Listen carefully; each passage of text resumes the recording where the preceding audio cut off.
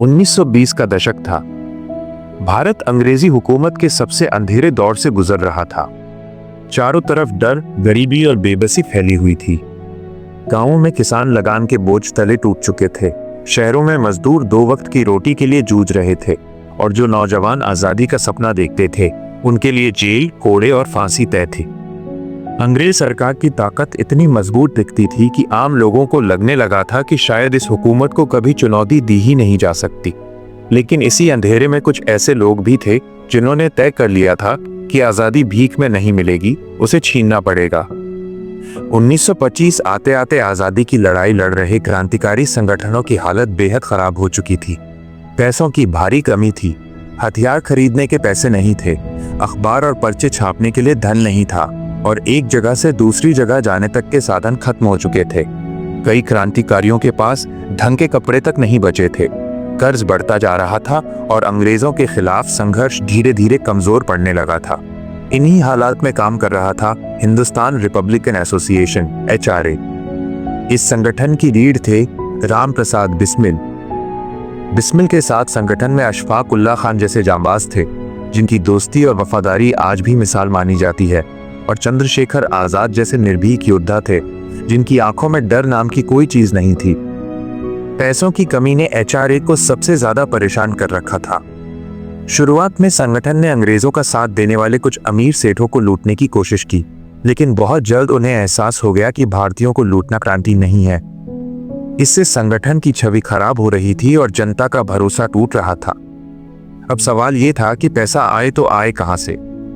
इसी उधेड़बुन में एक दिन राम प्रसाद बिस्मिल ट्रेन से सफर कर रहे थे। वो गार्ड के पास वाले डिब्बे में बैठे थे। उन्होंने गौर किया कि हर स्टेशन पर स्टेशन मास्टर एक थैली लाता और गार्ड उसे एक बड़े लोहे के संदूक में डाल देता। अगला स्टेशन आया, फिर वही प्रक्रिया दोहराई गई। जब ट्रेन लखनऊ पहुंची और कुलियों ने उस संदूक को नीचे उतारा तो बिस्मिल की नजरें उसी पर टिक गईं। उन्होंने देखा कि संदूक किसी जंजीर से बंधा नहीं था, सिर्फ एक ताला लगा हुआ था।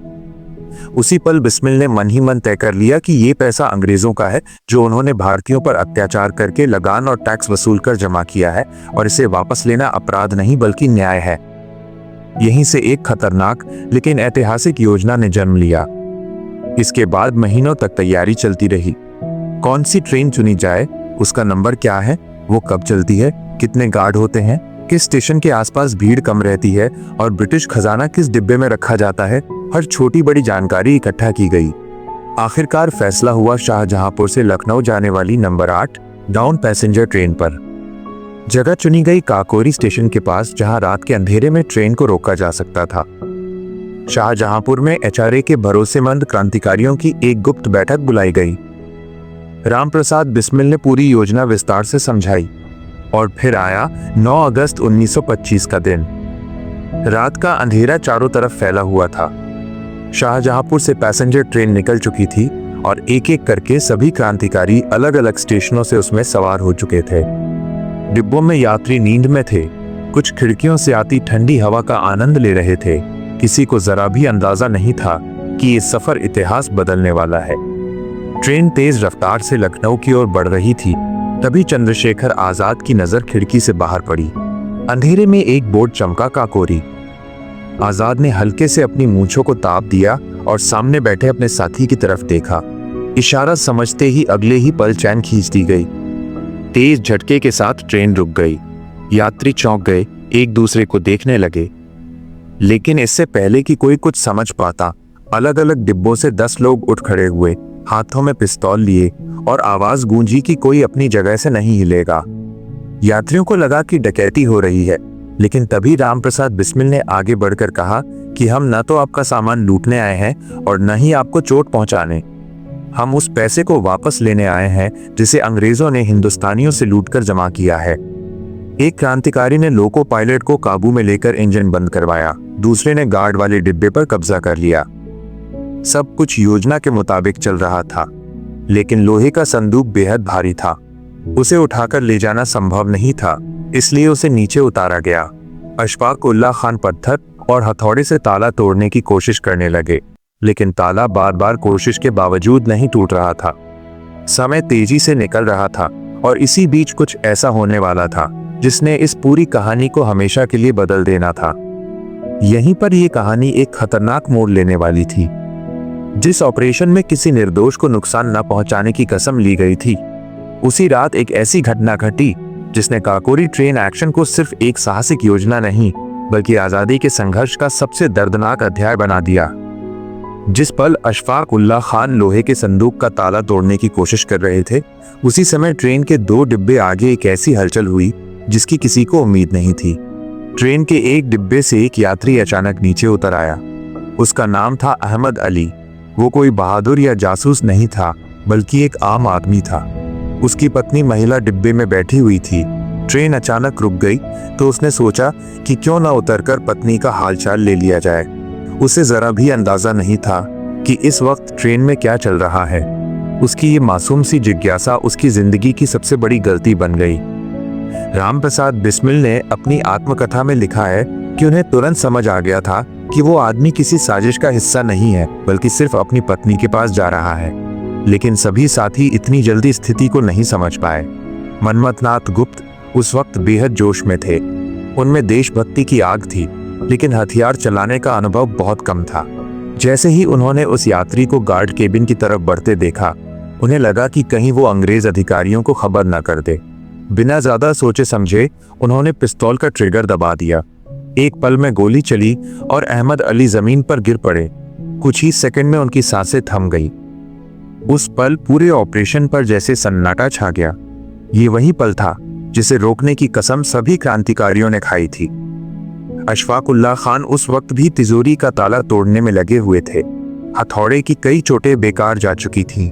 समय तेजी से निकल रहा था। तभी राम प्रसाद बिस्मिल ने खुद हथौड़ा उठाया और पूरी ताकत से ताले पर वार किया। जोरदार धमाके के साथ ताला टूट गया। संदूक खुलते ही उसके अंदर से अंग्रेजी हुकूमत का खजाना झलकने लगा। नोटों को जल्दी जल्दी एक चादर में बांधा जाने लगा। इसी बीच दूर से एक ट्रेन की आवाज सुनाई दी। अंधेरे में आती हुई उस दूसरी ट्रेन की सीटी ने सभी के दिलों की धड़कनें बढ़ा दी। अगर सामने से आती ट्रेन के ड्राइवर ने ये सब देख लिया होता तो पूरा ऑपरेशन वहीं खत्म हो सकता था। यात्री भी बेचैन होने लगे थे। कुछ अपनी सीटों से हिलने लगे, लेकिन किसी में भागने की हिम्मत नहीं थी।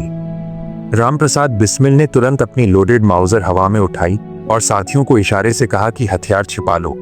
अशफाक को आदेश दिया गया कि हथौड़ा नीचे फेंक दो। अगले ही पल सामने से पंजाब मेल पूरी रफ्तार से गुजरी और अंधेरे में गायब हो गई। किसी ने कुछ नहीं देखा। करीब आधे घंटे से भी कम समय में पूरा ऑपरेशन खत्म हो गया। ट्रेन से उतरकर सभी क्रांतिकारी अंधेरे में पैदल चलते हुए गोमती नदी के किनारे पहुंचे। वहां से कुछ मील चलकर वे लखनऊ शहर में दाखिल हुए। लूटे गए करीब 8,000 रुपए, जो आज के समय में लाखों के बराबर होते हैं, राम प्रसाद बिस्मिल को सौंप दिए गए, क्योंकि वे लखनऊ की गलियों से अच्छी तरह परिचित थे और जानते थे कि पैसा सुरक्षित जगह कैसे पहुंचाया जाए। बाकी साथी एक पार्क में जाकर बेंचों पर लेट गए। पूरी रात की थकान और मानसिक तनाव के बाद उनकी आंखें खुद ब खुद बंद हो गईं। सुबह की पहली रोशनी के साथ चिड़ियों की आवाज सुनाई दी और उनकी नींद खुली। जैसे ही वे पार्क से बाहर निकले, अखबार बेचने वालों की आवाज कानों में पड़ी। काकोरी में डकैती, काकोरी में डकैती। उन्होंने एक दूसरे की तरफ देखा।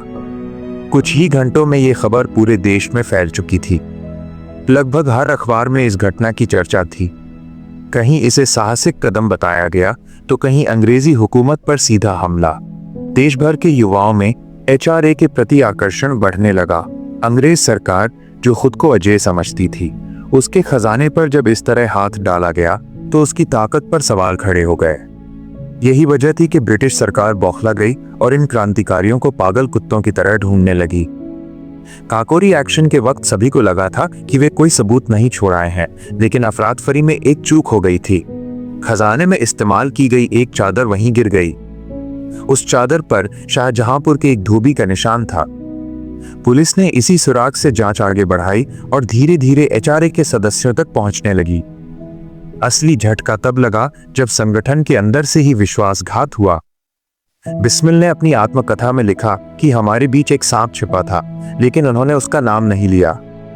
बाद में इतिहासकारों ने लिखा कि बनवारी लाल भार्गव, जो इस ऑपरेशन में हथियार सप्लाई से जुड़े थे, सरकारी गवाह बन गए। फांसी से बचने और सरकारी मदद के लालच में उन्होंने अपने ही साथियों के खिलाफ गवाही दे दी। ब्रिटिश सरकार ने काकोरी ट्रेन एक्शन में शामिल लोगों की गिरफ्तारी पर 5,000 रुपए का इनाम घोषित कर दिया और हर शहर, हर स्टेशन पर पोस्टर लगा दिए गए। नतीजा ये हुआ कि अगले कुछ महीनों में एक एक करके लगभग सभी क्रांतिकारी गिरफ्तार कर लिए गए। सिर्फ चंद्रशेखर आजाद ही पुलिस के हाथ नहीं आए। अखबारों में बड़ी बड़ी सुर्खियां छपी। कानपुर से प्रकाशित अखबार प्रताप ने लिखा, भारत के नवरत्न गिरफ्तार, सभी पर डकैती और हत्या का मुकदमा चलाया गया। अप्रैल 1927 में अदालत का फैसला आया। रामप्रसाद बिस्मिल, अशफाक उल्लाह खान, राजेंद्र लाहिड़ी और रोशन सिंह को फांसी की सजा सुनाई गई। पूरे देश में गम और गुस्से की लहर दौड़ गई। मदन मोहन मालवीय, मोतीलाल नेहरू, लाला लाजपत राय, जवाहरलाल नेहरू और मोहम्मद अली जिन्ना तक ने दया याचिकाएं दी, लेकिन वायसराय ने सब खारिज कर दी। 17 और 19 दिसंबर 1927 को ये चारों महान क्रांतिकारी फांसी के फंदे पर चढ़ा दिए गए। फांसी से पहले रामप्रसाद बिस्मिल ने अपनी आत्मकथा पूरी की। मनमथनाथ गुप्त नाबालिग होने की वजह से 14 साल की सजा पाकर बाद में रिहा हुए और जीवन भर लिखते रहे, ताकि आने वाली पीढ़ियां ये जान सकें कि आजादी की कीमत क्या होती है। काकोरी कांड सिर्फ एक ट्रेन लूट नहीं था, ये अंग्रेजी हुकूमत के अहंकार पर सबसे बड़ा प्रहार था। इसने साबित कर दिया कि भारत का युवा डरने वाला नहीं है और आजादी के लिए किसी भी हद तक जा सकता है। यही वजह है कि आज भी काकोरी ट्रेन एक्शन को भारत की स्वतंत्रता संग्राम की सबसे साहसी घटनाओं में गिना जाता है। और आज अगर हमें खुली हवा में सांस लेने का अधिकार मिला है, तो उसके पीछे इन क्रांतिकारियों की कुर्बानी है। अगर आपको भी इन वीरों पर गर्व है, तो दिल से कहिए, इनकलाब जिंदाबाद, जय हिंद।